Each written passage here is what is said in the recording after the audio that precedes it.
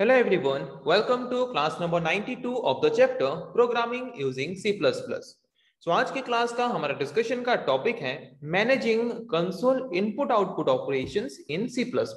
Okay, so ये console input output operations होता क्या है, इसके बारे में आज के क्लास में हम डिस्कस करेंगे. तो चलिए शुरू करते हैं डिस्कशन. तो जैसे कि हम जानते हैं कोई भी प्रोग्राम अगर हम लिखते हैं तो उस प्रोग्राम के थ्रू हम कुछ डाटा एज ए इनपुट लेते हैं एंड कुछ डाटा एज ए आउटपुट हम जनरेट करते हैं आफ्टर परफॉर्मिंग सम प्रोसेस और after performing some operation. Okay, तो जब भी हम एक पर्टिकुलर प्रोग्राम को लिखते हैं कुछ डाटा यूजर से लेके उस डाटा को प्रोसेस करके रिजल्ट को एज ए आउटपुट प्रिंट करने के लिए, तो प्रोग्राम को लिखते वक्त हमें यह जानना जरूरी है कि हम इनपुट कैसे प्रोग्राम में प्रोवाइड करें, प्रोग्राम से जो आउटपुट हम चाहते हैं, जो भी डिजायर्ड आउटपुट हमारा है, वो आउटपुट कैसे जनरेट हो सकता है, कैसे प्रेजेंट हो सकता है, इन सब के बारे में जानना हमें बहुत ही जरूरी है. ओके, तो जबकि हम जानते हैं C in and C out statement को हम क्या करते हैं, यूज करते हैं mainly input and output operations perform करने के लिए. जैसे कि by using C in statement हम यूजर को अलाउ कर सकते हैं कुछ भी डाटा इनपुट करने के लिए, and C out statement use करके हम यूजर को अलाउ कर सकते हैं कुछ भी data as a output print करने के लिए. ओके, तो यहाँ पे जो कंसोल इनपुट आउटपुट ऑपरेशन है, इस ऑपरेशन वाले कॉन्सेप्ट को जब हम पढ़ेंगे तो इस कॉन्सेप्ट के थ्रू हम ये सीखेंगे कि हम कैसे कंट्रोल कर सकते हैं कि जो भी आउटपुट हम जनरेट करेंगे वो आउटपुट हमारे डिस्प्ले स्क्रीन में हमें कैसे प्रिंट करने वाला है या फिर कैसे डिस्प्ले कराने वाला है. ओके, सो C++ सपोर्ट करता है बहुत सारे इनपुट आउटपुट फंक्शंस को, जिनको यूज करके हम बहुत सारे इनपुट आउटपुट ऑपरेशंस परफॉर्म कर सकते हैं. ओके, जो फंक्शंस की, जबकि C++ एक ऑब्जेक्ट ओरिएंटेड प्रोग्रामिंग मॉडल है जो कि ऑब्जेक्ट ओरिएंटेड प्रोग्रामिंग मॉडल को सपोर्ट करता है, तो C++ में हम जितने भी इनपुट आउटपुट फंक्शंस यूज करते हैं, सारे फंक्शंस, जितने भी एडवांस फीचर्स हैं C++ के, मतलब class, object, derived classes, virtual function, ये सारे कॉन्सेप्ट को यूज करता है. जितने भी सब इनपुट आउटपुट फंक्शंस हम यूज करते हैं, सारे इनपुट आउटपुट फंक्शन C++ का. उसके साथ साथ हम C प्रोग्रामिंग लैंग्वेज के जितने भी इनपुट आउटपुट फंक्शंस हैं, उन फंक्शंस को भी हम क्या कर सकते हैं, C++ में यूज कर सकते हैं इनपुट आउटपुट ऑपरेशंस परफॉर्म करने के लिए, और ऑपरेशन परफॉर्म करने करके आउटपुट को कैसे प्रॉपर वे में जनरेट कर सकें उसको कंट्रोल करने के लिए. किसमें? C++ प्रोग्राम में. बट जबकि C++ एडवांस फीचर को यूज करता है, C++ के input output functions advance feature को सपोर्ट करते हैं, जैसे कि class, virtual function, virtual classes, ये सारे कॉन्सेप्ट को सपोर्ट करता है जो कि C सपोर्ट नहीं करता. तो इसीलिए हमें क्या करना पड़ता है कि C के फंक्शंस को हमें अवॉइड करना जरूरी है, और C++ में जितने भी इनपुट आउटपुट फंक्शंस हैं उनको यूज करके ऑपरेशन परफॉर्म करना जरूरी है. ओके, सो हमें C प्रोग्रामिंग लैंग्वेज के जितने भी इनपुट आउटपुट फंक्शंस हैं उनको अवॉइड करना क्यों जरूरी है? क्योंकि input output methods in C++ support the concept of object oriented programming. C++ में जितने भी इनपुट आउटपुट मेथड्स या फिर फंक्शन हम यूज करते हैं वो ऑब्जेक्ट ओरिएंटेड प्रोग्रामिंग के कॉन्सेप्ट को बेस करते हैं, फिर ऑब्जेक्ट ओरिएंटेड प्रोग्रामिंग के कॉन्सेप्ट को सपोर्ट करते हैं. मतलब ऑब्जेक्ट ओरिएंटेड प्रोग्रामिंग को यूज करके अगर प्रोग्राम लिखते हैं तो वहां पे हम यूज कर सकते हैं उस तरह के फंक्शंस को. पर जबकि C programming language object oriented programming के कॉन्सेप्ट को सपोर्ट नहीं करता, तो उनके फंक्शंस को यूज करके हम ऑब्जेक्ट ओरिएंटेड प्रोग्रामिंग यूज करके अगर कोई प्रोग्राम लिखते हैं तो वहां पे वो फंक्शन प्रॉपर्ली काम नहीं करने वाला. तो इसीलिए वहां पे हमें C प्रोग्रामिंग लैंग्वेज के इनपुट आउटपुट फंक्शंस को अवॉइड करना जरूरी है यूज करने से.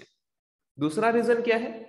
Input output methods in C cannot handle the user defined data type such as class and object. तो जबकि ऑब्जेक्ट ओरिएंटेड प्रोग्रामिंग वाला concept C programming language support नहीं करता, तो जो यूजर डिफाइंड वाला डाटा टाइप है जैसे कि क्लास, ऑब्जेक्ट, इन कॉन्सेप्ट को यूज करके अगर हम कोई प्रोग्राम लिखेंगे तो वहां पे C प्रोग्रामिंग लैंग्वेज के इनपुट आउटपुट फंक्शंस को अगर हम यूज करके ऑपरेशन परफॉर्म करने की कोशिश करेंगे तो वो इजीली हमें अलाउ नहीं करेगा, प्रॉब्लम्स क्रिएट होंगे. तो इसीलिए ये जरूरी है या फिर एक अच्छा हैबिट है कि हम C प्रोग्रामिंग लैंग्वेज के इनपुट आउटपुट फंक्शंस को अवॉइड करें, और C++ के जो नए इनपुट आउटपुट फंक्शंस हैं, जो नए इनपुट आउटपुट मेथड्स हैं, जो कि C++ के नए नए फीचर्स को सपोर्ट करते हैं, उन फंक्शंस को यूज करके हम क्या करें, ये कंट्रोल करें कि कैसे वो आउटपुट को जनरेट करेगा, कैसे ऑपरेशंस को परफॉर्म करेगा by taking input from the user. Okay, तो हम क्या करते हैं, जब भी हम कुछ भी console input output operations perform करते हैं तो वहां पे इनपुट कैसे एक्सेप्ट करेगा, इनपुट को कैसे डिस्प्ले करेगा यूजर को, आउटपुट जनरेट करने के बाद उसको कैसे प्रॉपरली हमें डिस्प्ले करेगा, ये सारा चीज कंट्रोल करता है कौन, कंसोल इनपुट आउटपुट ऑपरेशन। तो वहां पे इन सारे कॉन्सेप्ट को कंट्रोल करने के लिए हम क्या करते हैं, इस कॉन्सेप्ट में यूज करते हैं स्ट्रीम एंड स्ट्रीम क्लासेस का। ओके, जो कि इनपुट आउटपुट ऑपरेशंस इंप्लीमेंट करने के लिए, फिर इनपुट आउटपुट ऑपरेशंस परफॉर्म करने के लिए हमें मदद करते हैं। और हमारे कंसोल मतलब क्या, कंसोल मतलब वो डिस्प्ले स्क्रीन या फिर वो एप्लीकेशन जिसको यूज करके हम इनपुट प्रोवाइड करते हैं और जिसको यूज करके हम आउटपुट जनरेट करके देख पाते हैं, उसको हम बोलते हैं कंसोल। ओके, तो stream and stream class use करके हम क्या कर सकते हैं, इस कॉन्सेप्ट के through input output operations perform कर सकते हैं। और इनपुट आउटपुट ऑपरेशंस परफॉर्म करके क्या कर सकते हैं, जिस तरीके से हम कंट्रोल करके आउटपुट जनरेट करना चाहते हैं उस तरीके से आउटपुट जनरेट कर सकते हैं। जिस तरह के फाइल में जिस तरह से हम डाटा को स्टोर करके रखना चाहते हैं स्टोर करके रख सकते हैं। ओके, ये फैसिलिटी हमें प्रोवाइड करता है कंसोल इनपुट आउटपुट ऑपरेशन। सो कंसोल क्या है हमने पढ़ा, console is an operating system window. Console एक कोई भी ऑपरेटिंग सिस्टम वाला कंप्यूटर वाला विंडो है through which a user can communicate with the operating system, जिसको यूज करके यूजर क्या कर सकता है, कंप्यूटर के ऑपरेटिंग सिस्टम को यूज करके different type of operations perform कर सकता है।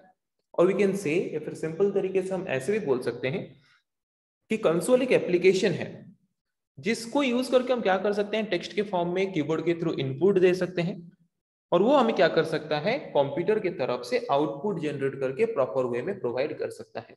मतलब सिंपल टर्म में अगर बोलें, कंसोल एक डिस्प्ले स्क्रीन है जिसको यूज करके हम क्या करते हैं, इनपुट प्रोवाइड करते हैं एंड आउटपुट वो हमें जनरेट करके प्रोवाइड करता है।